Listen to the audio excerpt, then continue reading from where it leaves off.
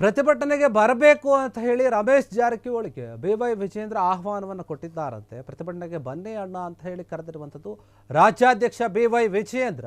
ಬಿಜೆಪಿಯ ಒಂದು ಭಿನ್ನ ಶಾಸಕ ಆಗಿರುವಂತಹ ರಮೇಶ್ ಜಾರಕಿಹೊಳಿಗೆ ಆಹ್ವಾನವನ್ನು ಕೊಟ್ಟಿದ್ದಾರೆ. ಮತ್ತೆ ಅವರ ಜೊತೆ ಮಾತುಕತೆಯನ್ನು ನಡೆಸಿದ್ದಾರೆ ಬಿವೈ ವಿಜೇಂದ್ರ. ಬಿಜೆಪಿಯ ಭಿನ್ನ ಶಾಸಕ ಆಗಿರುವಂತಹ ರಮೇಶ್ ಜಾರಕಿಹೊಳಿ ಜೊತೆ ಮತ್ತೊಮ್ಮೆ ಮಾತುಕತೆ ಮಾಡಿದ್ದಾರೆ. ಸುವರ್ಣ ವಿಧಾನಸೌಧದಲ್ಲಿ ಮಾತನಾಡಿಸಿದ್ದಾರೆ ಬಿವೈ ವಿಜೇಂದ್ರ ಅವರು ಜಾರಕಿಹೊಳಿ ಅವರನ್ನು. ಬನ್ನಿ ರಮೇಶ್ ಅಣ್ಣ ಪ್ರತಿಭಟನೆಗೆ ಅಂತ ಹೇಳಿ ಬಿವೈ ವಿಜೇಂದ್ರ ಕರೆದಿರುವಂಥದ್ದು. ಬನ್ನಿ ಅಣ್ಣ ಪ್ರತಿಭಟನೆ ಮಾಡೋಣ ಸೇರಿಕೊಂಡು ಅಂತ ಹೇಳಿ ಇಬ್ಬರು ನಾಯಕರು ಭೇಟಿಯಾಗ್ತಾರೆ. ಭೇಟಿಯಾದಂಥ ಸಂದರ್ಭದಲ್ಲಿ ಹೇಳ್ತಾರೆ, ನೋಡಿ ಏನಣ್ಣ ಹೇಗಿದ್ದೀರಾ, ಚೆನ್ನಾಗಿದ್ದೀರಾ ಅಂತ ಹೇಳಿ ಬಿವೈ ವಿಜೇಂದ್ರ ಮಾತನಾಡಿಸಿದಾರಂತೆ. ರಮೇಶ್ ಜಾರಕಿಹೊಳಿ ಅದಕ್ಕೆ ಸರಿಯಾಗಿ ಪ್ರತಿಕ್ರಿಯೆ ಮಾಡಿಲ್ಲ. ಪ್ರತಿಭಟನೆಗೆ ಬರಲು ರಮೇಶ್ ಜಾರಕಿಹೊಳಿ ಆಹ್ವಾನ ಕೊಟ್ಟಿದ್ದಾರೆ. ಹೀಗಾಗಿ ಅದಕ್ಕೆ ಸರಿಯಾದ ರೀತಿಯಲ್ಲಿ ಸ್ಪಂದನೆ ಕೂಡ ಮಾಡಿಲ್ಲ ರಮೇಶ್ ಜಾರಕಿಹೊಳಿ ಅವರು ಎನ್ನುವಂತಹ ವಿಚಾರ ಕೇಳಿ ಬರ್ತಾ ಇದೆ.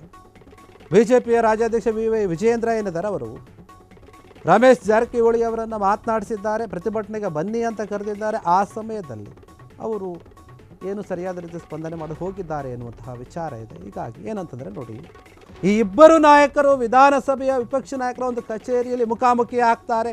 ಇದೇ ವೇಳೆ ಬಿವೈ ವಿಜೇಂದ್ರ ರಮೇಶ್ ಜಾರಕಿಹೊಳಿ ಅವರನ್ನು ನೋಡ್ತಾರೆ, ಕೈ ಕುಲುಕ್ತಾರೆ. ಅಂದರೆ ಶೇಕ್ ಹ್ಯಾಂಡನ್ನು ಮಾಡ್ತಾರೆ. ಅಣ್ಣ ಬನ್ನಿ ಪ್ರತಿಭಟನೆ ಮಾಡೋಣ ಅಂತ ಕರೀತಾರೆ. ಅದಾದ ನಂತರ ಸೋಮವಾರ ಆಗಿದ್ದು ವಿಚಾರ. ಆಮೇಲೆ ಮಂಗಳವಾರ ಮತ್ತೆ ಒಂದಿನ ಸಿಗುತ್ತಾರೆ. ಬಿವೈ ವಿಜೇಂದ್ರ ಸದನಕ್ಕೆ ಹೋಗಬೇಕಾದ್ರೆ ಅದಕ್ಕೂ ಸ್ವಲ್ಪ ಸಮಯದ ಮುಂಚೆ ಏನು ಮಾಡ್ತಾರೆ, ಇಬ್ಬರು ಕೂಡ ಸೇರ್ತಾರೆ. ಪಕ್ಷದ ಒಂದು ನೇತೃತ್ವದಲ್ಲಿ ವಿಧಾನಸೌಧದ ಹೊರಗಡೆ ಒಂದು ರೈತರು ದೊಡ್ಡ ಮಟ್ಟದ ಪ್ರತಿಭಟನೆಯನ್ನು ಮಾಡ್ಕೊಂಡಿರ್ತಾರೆ.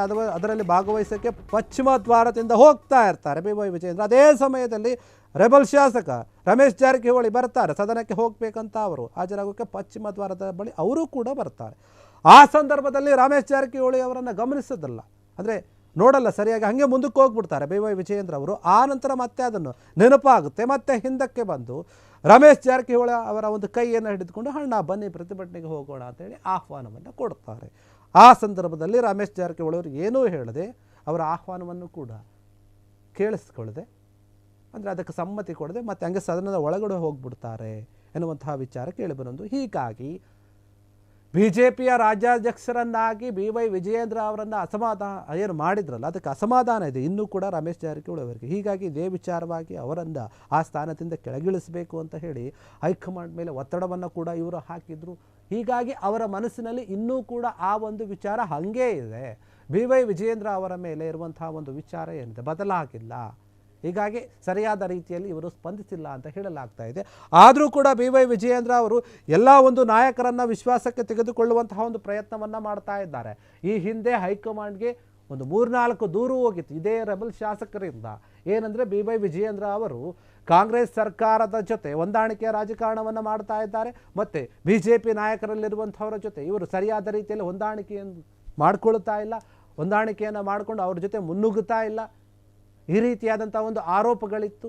ಮತ್ತು ಅದರ ಜೊತೆಗೆ JDSನ ಜೊತೆ ಸರಿಯಾಗಿ ಇವರು ಸಂಪರ್ಕದಲ್ಲಿಲ್ಲ. ಆ ನಾಯಕರ ಜೊತೆ ಅವ್ರ ಜೊತೆ ಕೂಡ ಸರಿಯಾದ ರೀತಿಯಲ್ಲಿ ಹೊಂದಾಣಿಕೆಯನ್ನು ಇಲ್ಲ, ಅಂದರೆ ಇವರು ಅಂಡರ್ಸ್ಟ್ಯಾಂಡಿಂಗ್ ಸರಿಯಾಗಿಲ್ಲ. ಹೀಗಾಗಿ ವಿಫಲರಾಗಿದ್ದಾರೆ. ಅವರ ಬಗ್ಗೆ ನೀವು ಕ್ರಮವನ್ನು ತೆಗೆದುಕೊಳ್ಬೇಕು ಅಂತ ಹೇಳಿ ಹೈಕಮಾಂಡ್ಗೆ ಹೋಗಿ ದೂರನ್ನು ಕೊಡೋಕೆ ಹೋಗಿದ್ರು.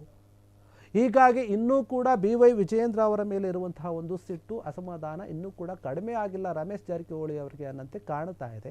BJPಯಲ್ಲಿ ಕೂಡ ಸಾಕಷ್ಟು ಸಮಸ್ಯೆಗಳು, ತೊಂದರೆಗಳಿವೆ, ಅದನ್ನು ಬಗೆಹರಿಸಿಕೊಳ್ಳಬೇಕು. ಅದಕ್ಕಾಗಿ ಬಿವೈ ವಿಜೇಂದ್ರ ಸಾಕಷ್ಟು ಸರ್ಕಸ್ ಮಾಡ್ತಾ ಇದ್ದಾರೆ. ಎಲ್ಲ ನಾಯಕರ ಜೊತೆ ಚೆನ್ನಾಗಿರಬೇಕು, ಚೆನ್ನಾಗಿ ಮಾತನಾಡಬೇಕು, ಅವರನ್ನು ವಿಶ್ವಾಸಕ್ಕೆ ತೆಗೆದುಕೊಳ್ಳಬೇಕು ಅನ್ನುವಂಥ ರೀತಿಯಲ್ಲಿ ಪ್ರಯತ್ನವನ್ನು ಮಾಡ್ತಾ ಇದ್ದಾರೆ.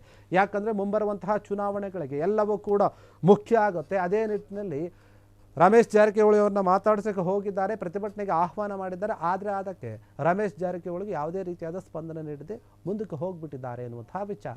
ಕ್ಷಣ ಕ್ಷಣದ ಸುದ್ದಿಗಳಿಗಾಗಿ ಫ್ರೀಡಂ ಟಿವಿ ಸಬ್ಸ್ಕ್ರೈಬ್ ಮಾಡಿ, ಲೈಕ್ ಮಾಡಿ ಹಾಗೂ ಫಾಲೋ ಮಾಡಿ. ಹೊಸ ಸುದ್ದಿಗಳ ನೋಟಿಫಿಕೇಶನ್ಗಾಗಿ ಬೆಲ್ ಐಕಾನ್ ಮೇಲೆ ಕ್ಲಿಕ್ ಮಾಡಿ.